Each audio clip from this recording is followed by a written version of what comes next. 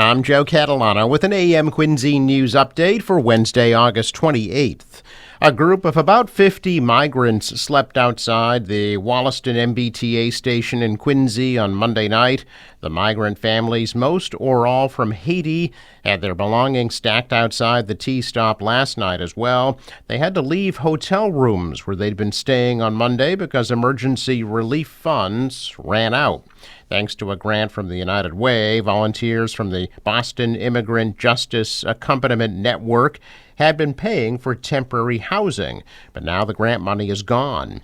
On July 9th, Governor Healy announced migrants seeking shelter would no longer be allowed to sleep inside terminals at Logan Airport.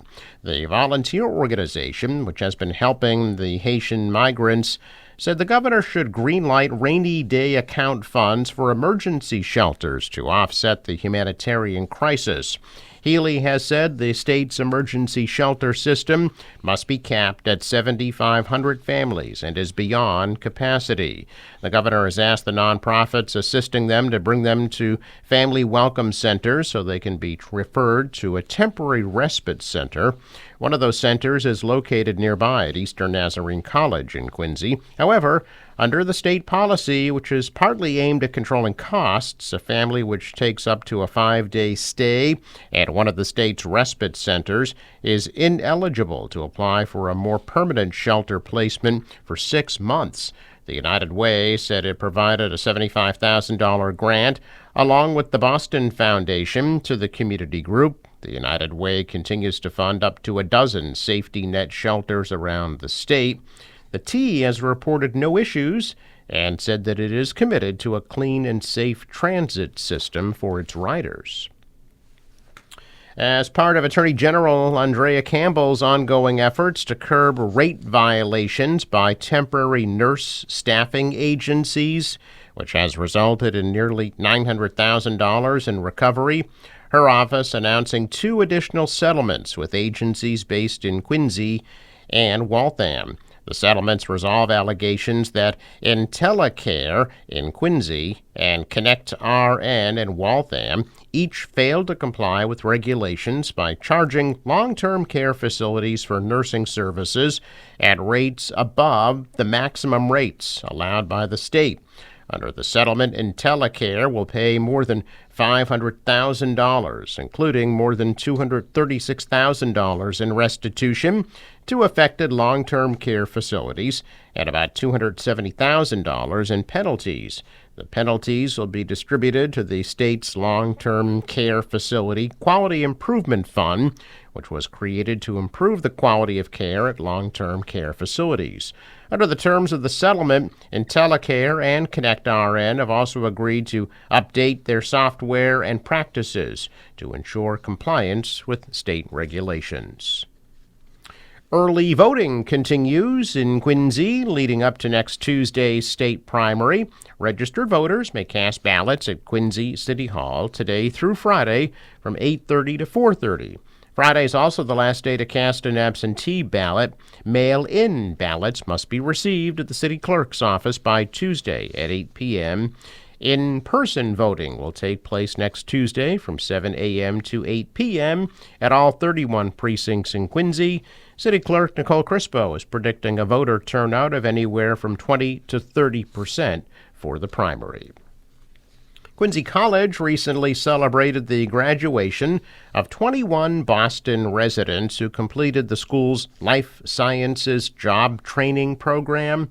Boston Mayor Michelle Wu included Quincy College among the first organizations to receive funding from Boston's new Life Sciences Workforce Initiative, designed to create career opportunities for up to 400 Boston residents in the state's life sciences industry.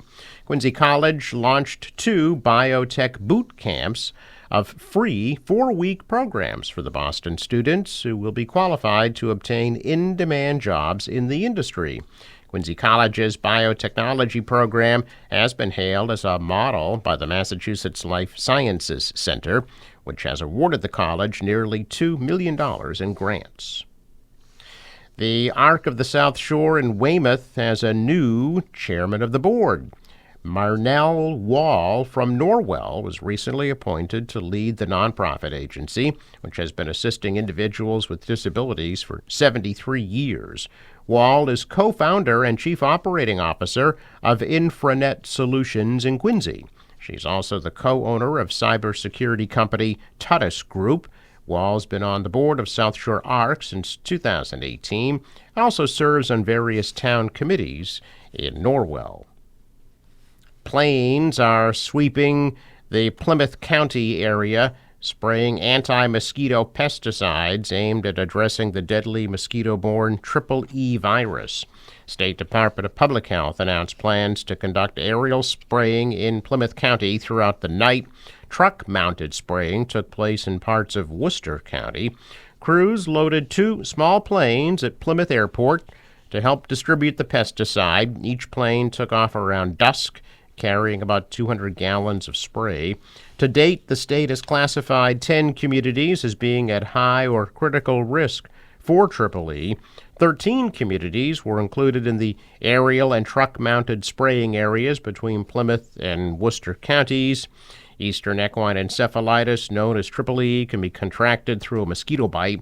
Some people may show no symptoms when infected. For others, the virus can cause symptoms, including brain swelling. A rare disease, there have only been roughly 115 cases of Triple E in Massachusetts since experts first detected it in 1938. State officials last grappled with a Triple E outbreak in 2019 and 2020, documenting 17 human cases with 7 deaths over the 2 years.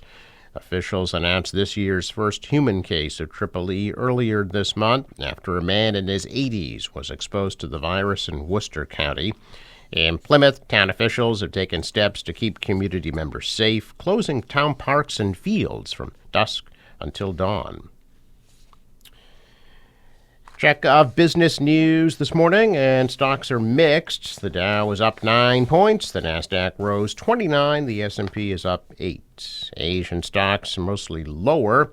The dollar rose. The euro is down, and oil at $75 a barrel.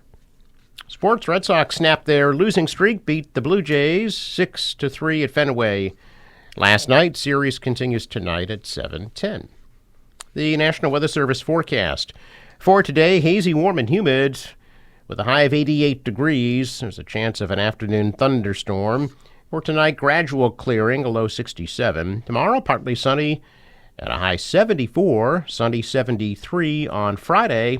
Cloudy near 80 on Saturday. The marine forecast calling for 2-foot waves. Southwest winds at 10 to 15 knots become northwest, increase to 20 knots later today. High tide 7:27 a.m. and 7:43 p.m. Sunrise 6:05, sets at 7:23.